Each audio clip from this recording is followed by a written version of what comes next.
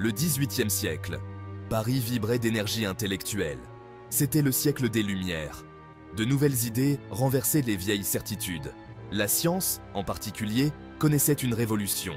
C'est dans ce milieu vibrant qu'est né Antoine Laurent de Lavoisier, l'un des scientifiques les plus influents de tous les temps. Il allait remodeler notre compréhension de l'univers à l'échelle la plus petite. Imaginez Paris dans les années 1700. Les lampadaires étaient rares, les calèches cahotaient sur les rues pavées.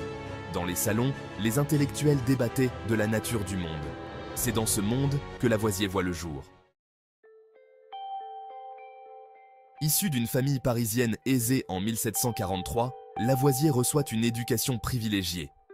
C'est un élève brillant, aux intérêts variés, excellent en droit, en astronomie, en botanique et en géologie. Mais c'est la chimie qui captive véritablement son intellect.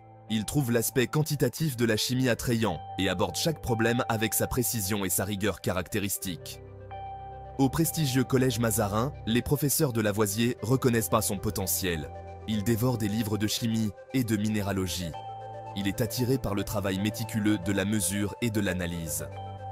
L'esprit vif et la curiosité insatiable de Lavoisier le propulsent vers un destin au-delà des prétoires. Lavoisier croit au pouvoir de l'observation méticuleuse et de l'expérimentation rigoureuse. Il transforme la chimie, la faisant passer d'une science qualitative à une science quantitative. Ce tournant marque l'histoire de la chimie.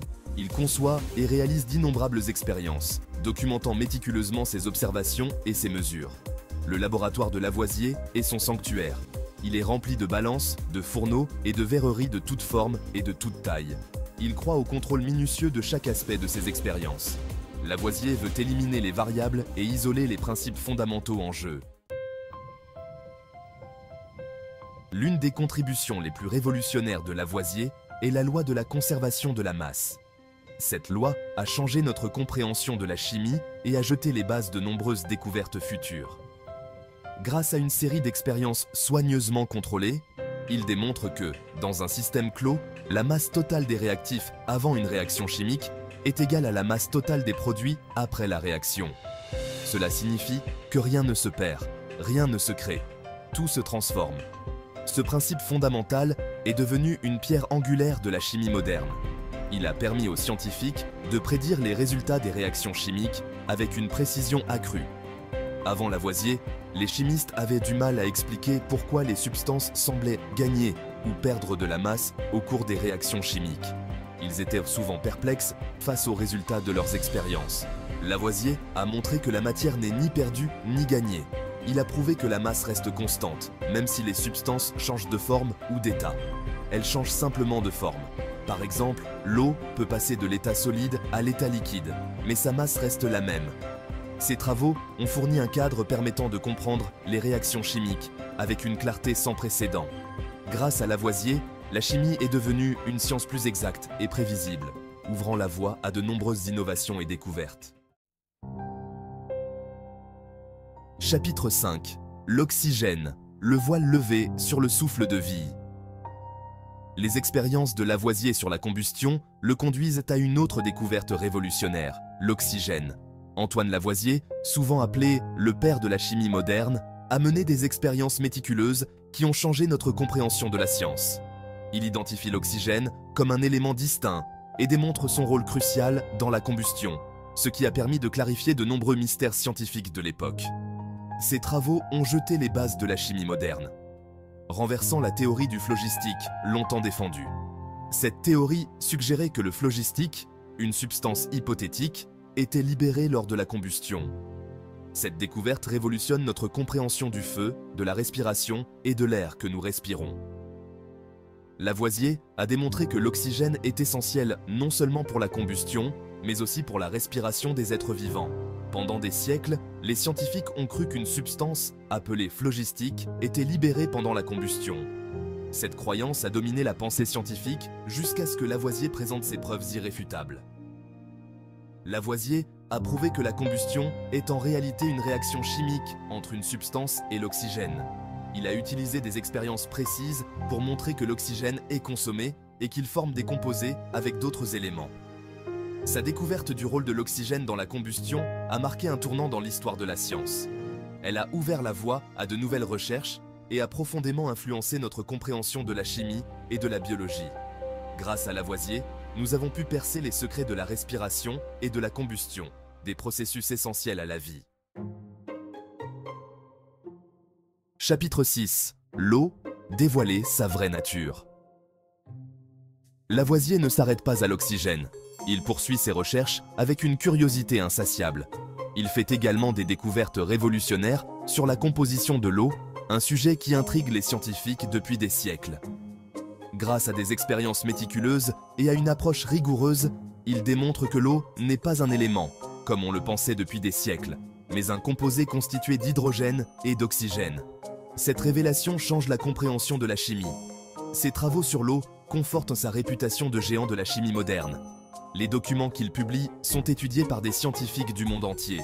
Lavoisier utilise l'électrolyse pour décomposer l'eau en ses éléments constitutifs, l'hydrogène et l'oxygène. Cette technique, bien que rudimentaire par rapport aux standards modernes, est révolutionnaire pour son époque. Cette découverte brise la croyance, longtemps ancrée, selon laquelle l'eau est un élément fondamental. Les diagrammes qu'il crée pour expliquer cette composition sont utilisés dans les manuels de chimie pendant des décennies. Les travaux de Lavoisier ont montré que même les substances apparemment les plus simples peuvent être composées de plusieurs éléments. Cette réalisation ouvre la voie à de nouvelles recherches et à une compréhension plus profonde de la matière. Aujourd'hui, les découvertes de Lavoisier continuent d'influencer la chimie moderne.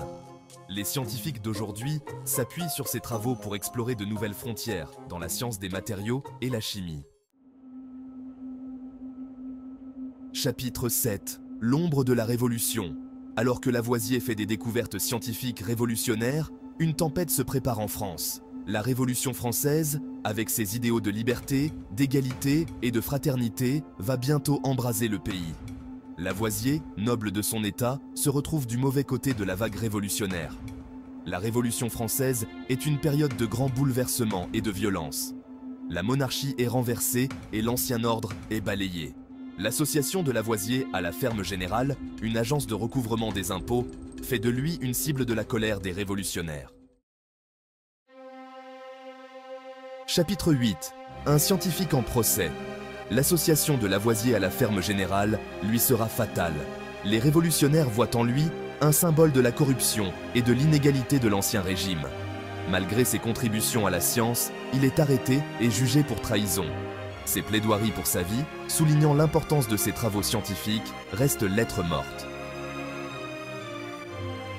Le procès de Lavoisier est une parodie de justice. Les révolutionnaires sont aveuglés par leur zèle à punir quiconque est associé à l'Ancien Régime. Ils ne parviennent pas à percevoir la valeur des travaux de Lavoisier, qui pourraient en profiter à l'humanité entière. Chapitre 9. La guillotine se tait.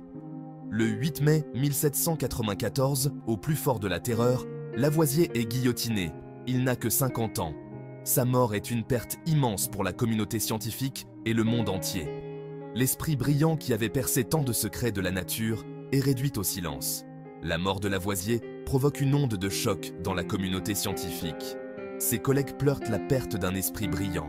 Ils réalisent que la Révolution a dévoré l'un des siens. Le monde a perdu un géant de la science. Chapitre 11. Un héritage intemporel dans les étoiles. Alors que nous explorons le cosmos et que nous perçons les mystères de l'univers, nous portons en nous l'héritage de Lavoisier. Sa volonté de comprendre les principes fondamentaux qui régissent le monde naturel guide nos efforts scientifiques. Son esprit d'investigation nous incite à poser de nouvelles questions et à rechercher de nouvelles connaissances. L'histoire de Lavoisier nous rappelle que la science est une aventure humaine, soumise aux triomphes et aux tragédies de l'histoire. Son œuvre transcende le temps et l'espace. Elle témoigne du pouvoir de l'esprit humain à comprendre l'univers.